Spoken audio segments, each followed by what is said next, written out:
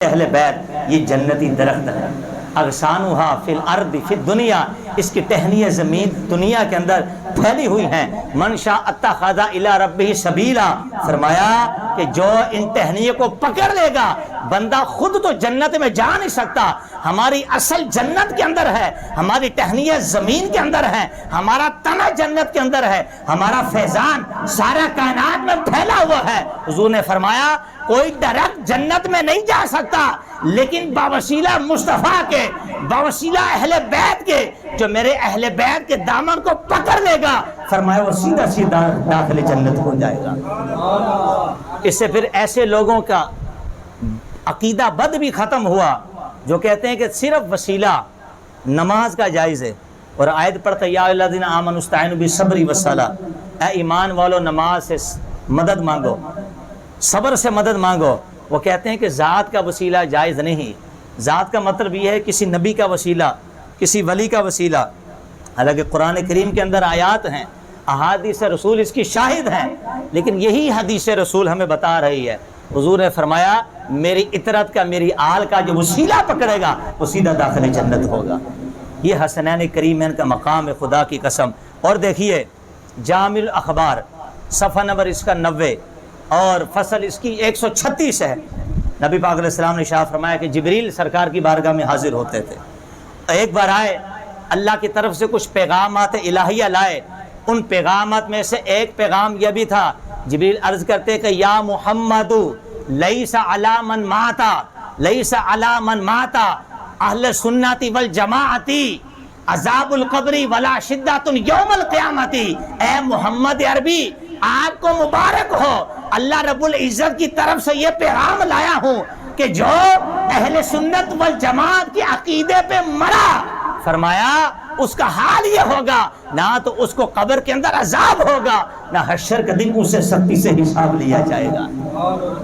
جامع الاخبار کے اندر 7ویں صدی ہجری کے اندر یہ کتاب لکھی گئی ہے، اور پھر اسی کے صفحہ نمبر 193 کے اندر یہ صحیح حدیث موجود ہے۔ حضور نے فرمایا من مات علی حب آل محمد مات شہیدا، من مات علی حب آل محمد مات مغفورا، من مات علی حب آل محمد بشرہ ملک الموت بالجنت، من مات علی حب آل محمد مات اہل سنت والجماعت۔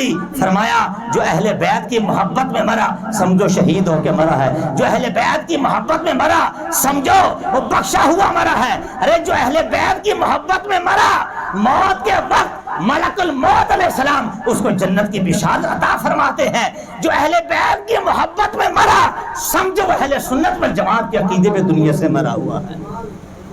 تو اہل بیت سے محبت کرنا ایمان کا حصہ ہے، اہل بیت سے محبت کیے بغیر بندہ ایمان والا ہو نہیں سکتا۔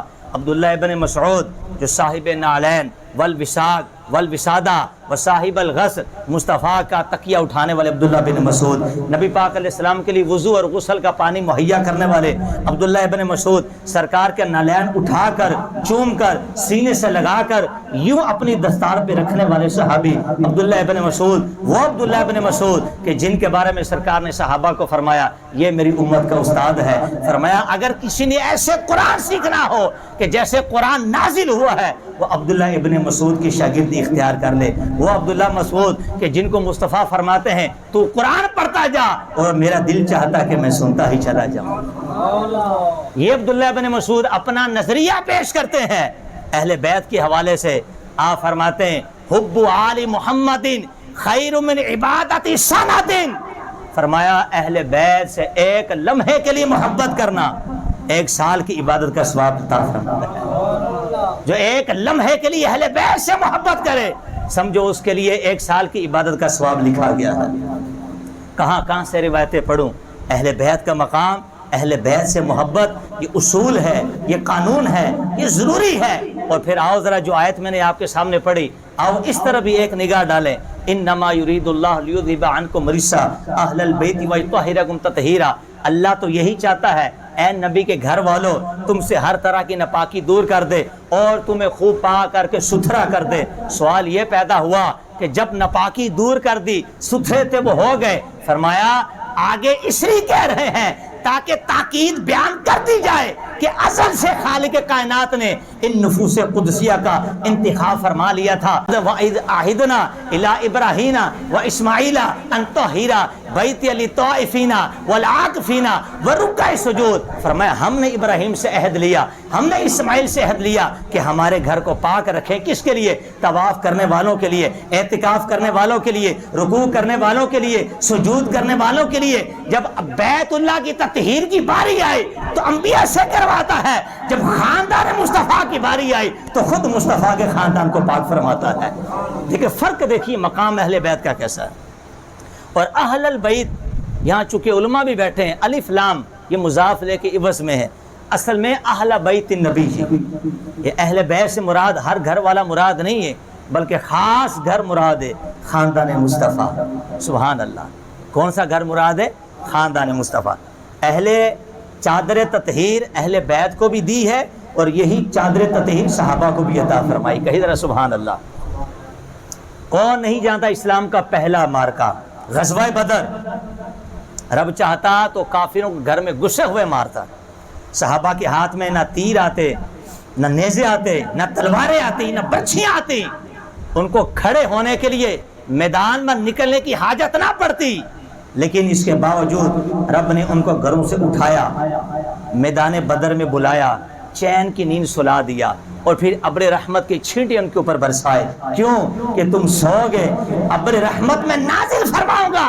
وَيُنَزِّلُ عَلَيْكُم مِّنَ السَّمَاءِ مَاءً لِّيُطَّهِّرَكُم بِهِ. فرمایا تم پہ جو اللہ بدر کے میدان میں آسمان سے بارش نازل فرما رہا ہے, اس کی وجہ یہ ہے تاکہ مبارک صحابہ کی جماعت ہم تمہیں چادر تطہیر عطا فرما دیں.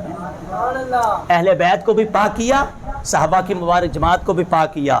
وَيُذْهِبَ عَنْكُمْ رِجْزَ الشَّيْطَانِ, اور تم سے شیطان کی پلیدی کو دور. ادھر بھی فرماتا ہے اے نبی کے گھر والوں, اللہ یہی چاہتا ہے کہ تم سے ہر طرح کی ناپاکی کو دور فرما دے.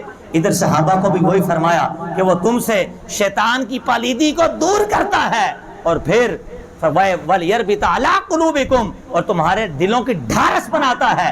وَيُثَبِّتَ بِالْأَقْدَامِ, اور اس کے ذریعے قدموں کو جما دیتا ہے. یہ دیکھیے اہل بیت کو بھی عطا کی چادر تطہیر, صحابہ کو بھی عطا کی چادر تطہیر, تو یہ بنی اہل سنت والجماعت کی تقدیر. سبحان اللہ. ہم اہل بیت کی ملنے والی چادر تطہیر کے بھی قائل ہیں, اور صحابہ کو ملنے والی چادر تطہیر کے بھی قائل ہیں. اور ادھر دیکھیے محبت کا امتیاز کیسا ہے. حضور نے فرمایا, ترمذی شریف کے اندر حدیث پاک, فرمایا اے میرے صحابہ, اے کائنات میں رہنے والو, احب اللہ لما یغزوکم من نعمہ, اللہ سے محبت کیا کرو. کیوں کہ وہ تمہیں اپنی نعمتوں سے غذا عطا فرماتا ہے. وَأَحِبُّونِي بِحُبِّ اللَّهِ, اور جو مصطفیٰ سے محبت کرو میرے رب سے محبت کرنے کی وجہ سے. وَأَحِبُّ أَهْلَ بَيْتِي بِحُبِّي, اور میری اہل بیت سے محبت کرو مجھ مصطفیٰ کی وجہ سے. معنی یہ نکلا میں رب کا محبوب ہوں, مجھے اپنا محبوب بنا لو, اور میری اہل بیت میری محبوب ہے, میری اہل بیت کو اپنا محبوب بنا لو. دیکھیے کیا ہے امتیاز محبت مصطفیٰ کا اہل بیت سے, اور کتنا سخت حکم ہے کہ قُلْ لَا أَسْأَلُكُمْ أَجْرًا إِلَّا الْمَوَدَّةَ فِي الْقُرْبَى. محبوب ان کو فرما دو میں تم سے کوئی سوال نہیں کرتا, کوئی اجرت نہیں مانگتا, مانگتا ہوں تو اہل بیت سے محبت مانگتا ہوں. یعنی مصطفیٰ نے قرآن کریم کے اندر بھی اگر اہل بیت کے لیے کچھ مانگا ہے تو محبت مانگی. کہیں ذرا سبحان اللہ. ہاں کیا مانگی ہے؟ محبت مانگی ہے. اور یہ اہل بیت سے محبت یہ ایمان کا حصہ ہے. جہاں اہل بیت کی محبت نکل گئی اس کا ایمان خطرے میں پڑ گیا, بلکہ ایمان خطرے میں کیا پڑا, اس کا ایمان ہی نکل گیا. کیونکہ اہل بیت سے محبت کیے بغیر انسان کا ایمان کبھی بھی کسی طرح کامل نہیں ہو سکا. آپ آؤ ایک نظر جارو مبارک صحابہ کی جماعت پہ. سرکار علیہ السلام نے ارشاد فرمایا, اللہ اللہ اصحابی, اے لوگوں میرے اصحاب کے بارے میں اللہ سے ڈرو.